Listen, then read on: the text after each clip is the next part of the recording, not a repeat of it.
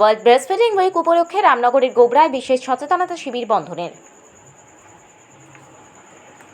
World breastfeeding week উপলক্ষে রামনগরের গোবরায় বিশেষ সচেতনতা শিবির বন্ধনে। জন্মের পর থেকে প্রথম 6 মাস যে শিশু শুধুমাত্র মায়ের দুধ খেয়ে বেড়ে ওঠে, তাদের ডায়রিয়া সহ অন্যান্য অসুখ বিসুখের সঙ্গে লড়াই করার ক্ষমতা অনেকটাই বেশি। বন্ধন সংস্থার উদ্যোগে গোবরা অঞ্চলের তরফ থেকে এক বিশেষ সচেতনতা শিবিরের আয়োজন করা হলো। আজ মায়ের দুধকে সদ্যজাতের প্রথম ভ্যাকসিন বলা হয় অনায়াসে। বিশেষ করে শিশু ভূমিষ্ঠ হবার কিছুক্ষণ পর মায়ের যে হালকা হলদেটে দুধ নিঃসৃত হয়, তাতে আছে নানান ধরনের অ্যান্টিবডি, যা সদ্যজাত রোগ প্রতিরোধ করতে সাহায্য করে। একে বলে কোলোস্ট্রাম।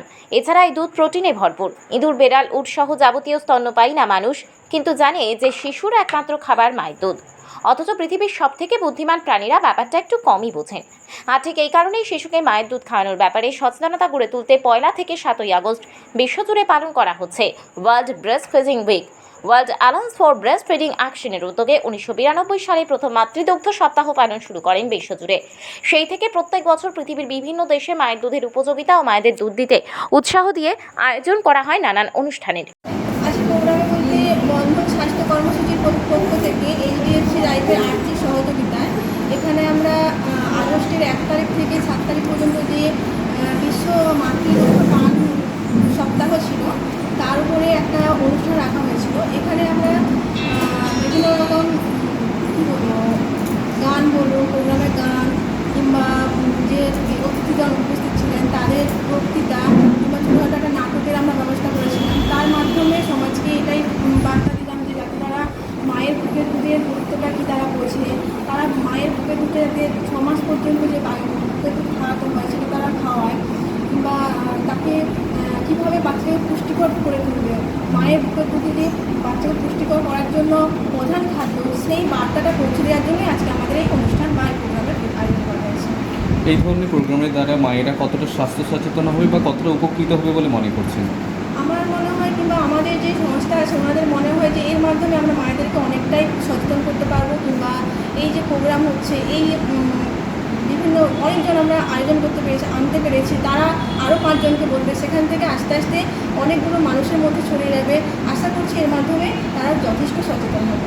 আপনাদের সংস্থার মাধ্যমে ম্যাম কোথায় কোথায় প্রোগ্রাম করছেন? শুধু অঞ্চলে না অন্যান্য জায়গায়ও প্রোগ্রাম করছেন? না, আমাদের যে ফিল্ড এরিয়া আছে, আমাদের বেনিফিশিয়ারি মায়েদের বিভিন্ন ছোটো ছোটো গ্রুপের মাধ্যমে করা হচ্ছে। এছাড়া পঞ্চায়েতে আমাদের প্রোগ্রামটা করা হচ্ছে। আজকে প্রোগ্রামে কারা কারা ছিলেন? আজকে আপনাদের আমাদের প্রোগ্রামে ছিলেন শিক্ষা জনস্বাস্থ্য সঞ্চালক ছিলেন, আমাদের প্রধান ম্যাডাম ছিলেন, আমাদের হেলথের সুপারভাইজার অরুণা ম্যাডাম ছিলেন, আমাদের হাসিনের ম্যাডাম উনি আলমনি ম্যাডাম ছিলেন।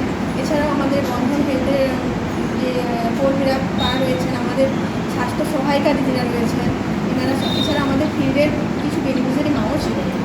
ম্যাম, বন্ধন সংস্থার মাধ্যমে আর কি কি প্রোগ্রাম করা হয় আপনাদের? প্রোগ্রাম বলতে আমাদের এই যেমন আগস্টে আপনার ব্রেস্ট ফিডিং উইকটা হলো, এরপরে আমাদের নিউট্রিশন ইভেন্ট আছে, আমাদের ওয়ার্ল্ড টয়লেট ডে হয়ে থাকে, বিভিন্ন রকম আমাদের প্রোগ্রাম হয়ে থাকে। আপনার নাম আর ডেজিগনেশন? আমার নাম ঋতু মেটা, আপনার ডেজিগনেশন এসছে মানে হেলথ কমিউনিটি।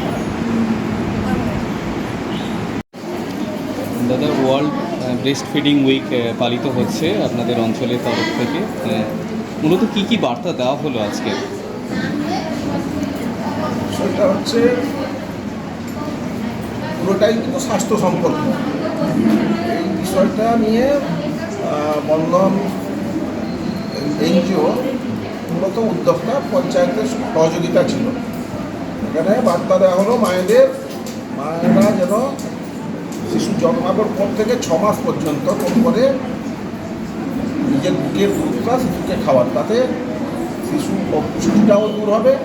বাইরের থেকে যদি কোনো রকম শিশু খাওয়ানো হয় তাতে কোনো ডায়রিয়া শরীর খারাপ হবে এবং সে অপুষ্টিতে ভুগবে। মূলত এই বার্তাটাই দেওয়া হয়েছে। এইরকম ধরনের প্রোগ্রাম কতটা মানুষকে স্বাস্থ্য সচেতন করবে বা কতটা উপকৃত হবে বলে মনে করছেন? অবশ্যই উপকৃত হবে। এই ধরনের প্রোগ্রাম পঞ্চায়েতে এর আগে হয়নি।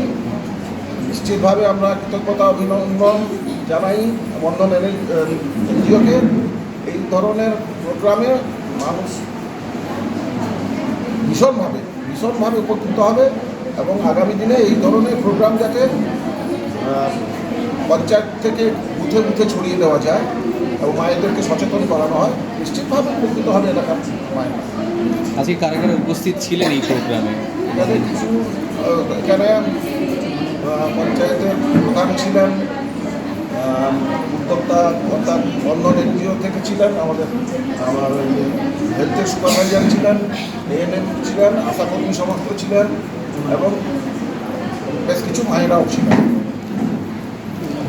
আপনার নাম আর ডেজিগনেশন? দীপক কুমার বয়ডা, উপপ্রধান গোবরা গ্রাম পঞ্চায়েত। ম্যাডাম, বন্ধন সংস্থার তরফ থেকে মায়েদের জন্য বিশেষ আজকে স্বাস্থ্য সচেতনতা শিবির, বিশেষ করে ওয়ার্ল্ড ব্রেস্ট ফিডিং উইকও চলছে। এই প্রোগ্রাম কতটা উপকৃত হবেন মায়েরা? নমস্কার। যেহেতু ওয়ার্ল্ড ব্রেস্ট ফিডিং উইক চলছে, তাই বন্ধন হেলথ প্রোগ্রাম ওনারা একটা উদ্যোগ নিয়েছেন এবং আমাদের গোবরা পঞ্চায়েত সমস্ত রকম সহযোগিতার মাধ্যমে আজকে একটি প্রোগ্রামের আয়োজন করেছে।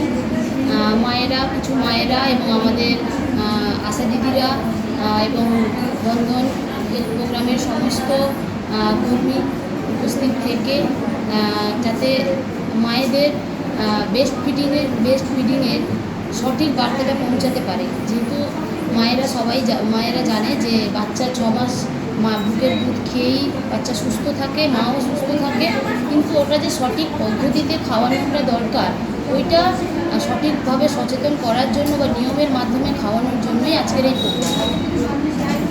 এবং এই প্রোগ্রামের মাধ্যমে আমাদের গ্রামের সমস্ত মায়েরা সচেতন হবে এবং সবাই সঠিক পদ্ধতিতে ব্রেস্ট ফিডিংটা করাবেন এবং বাচ্চাও সুস্থ থাকবে, মাও সুস্থ থাকবে।